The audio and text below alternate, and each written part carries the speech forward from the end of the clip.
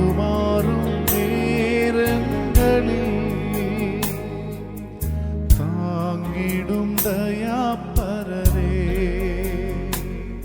நீரங்களை நேசிக்க நாங்கள் மாத்திரம்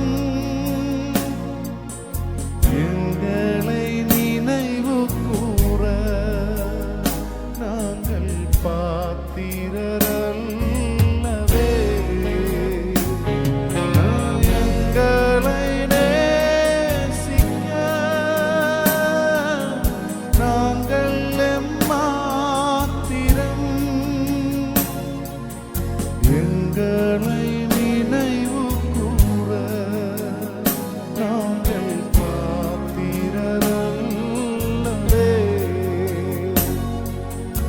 எங்களை நினைவு கூற நாங்கள் பாத்திரரல்லவே. എന്നെ കേൾക്കുന്ന എല്ലാ പ്രിയപ്പെട്ടവർക്കും വേഗഭരിത കർത്താവായ യേശുക്രിസ്തുവിന്റെ നാമത്തിൽ സ്നേഹവും വന്ദനവും അറിയിക്കുന്നു. ഈ രാവിലെ ദൈവത്തിന്റെ വചനം ധ്യാനിപ്പാനായിട്ട് കർത്താവ് നമുക്ക് തന്ന വിലപ്പെട്ട അവസരത്തെ ഓർത്തുകൊണ്ട് ദൈവത്തിന് സ്തോത്രം ചെയ്യുന്നു.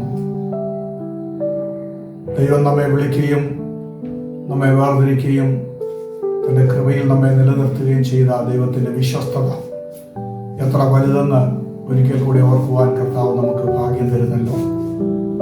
വിശുദ്ധ തിരുവെഴുത്ത് നമ്മൾ പഠിക്കുമ്പോൾ നമ്മുടെ വിളിയെക്കുറിച്ച് വളരെ വിശാലമായും ആധികാരികമായും സംസാരിക്കുന്നത് നമുക്ക് കാണുവാനായിട്ട് കഴിയും.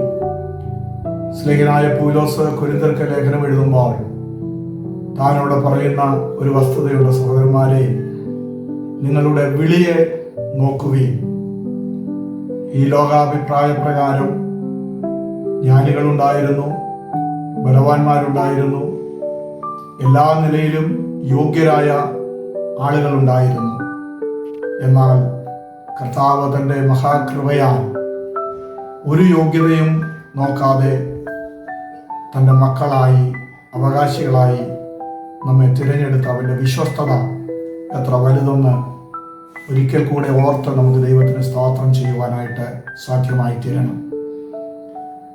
ഞാൻ ഇന്ന് പകൽക്കാലം ദൈവവചനത്തിൽ നിന്ന് നമ്മുടെ വിളിയോടുള്ള ബന്ധത്തിൽ ചില ചിന്തകൾ നിങ്ങളുമായി പങ്കുവയ്ക്കുവാനായിട്ടാണ് കർത്താവ് ശരണപ്പെടുന്നത്. പത്രോസ് എഴുതിയ 2-ാം ലേഖനം 1-ാം അധ്യായത്തിന്റെ 10-ാമത്തെ വാക്യം നമ്മൾ വായിക്കുമ്പോൾ, അതുകൊണ്ട് സഹോദരന്മാരെ, നിങ്ങളുടെ വിളിയും തിരഞ്ഞെടുപ്പും ഉറപ്പാക്കുവാൻ അധികം ശ്രമിപ്പീൻ. പത്രോസ് വളരെ കൃത്യമായ ഒരു നിർദ്ദേശമാണ് ദൈവസഭയ്ക്ക് നൽകുന്നത്. നമ്മുടെ വിളി എന്തിനു വേണ്ടിയുള്ളതാണ്?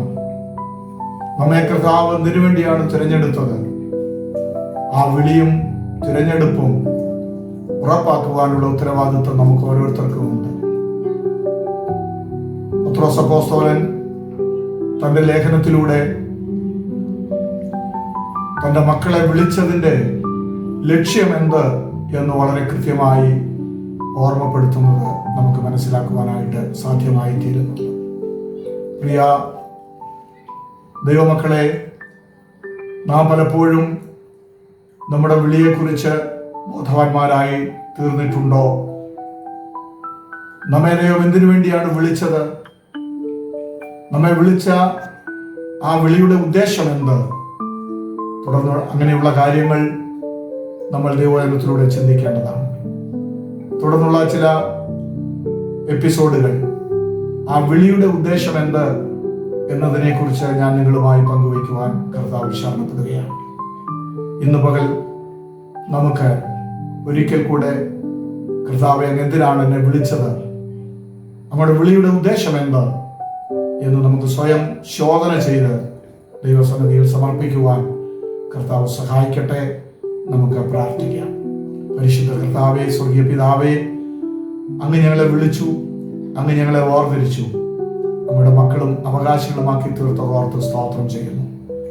വാസ്തവമായിട്ട് കർത്താവ് ഞങ്ങളെ വിളിച്ചതിന്റെ ഉദ്ദേശം എന്ത് എന്ന് തിരിച്ചറിയുവാൻ കർത്താവ് ഞങ്ങളെ സഹായിക്കണമേ.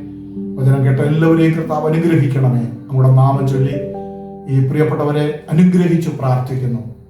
യേശു ക്രിസ്തുവിൻ ധന്യമുള്ള നാമത്തിൽ തന്നെ ആമേൻ. കർത്താവ് എല്ലാവരെയും അനുഗ്രഹിക്കുമാറാകട്ടെ.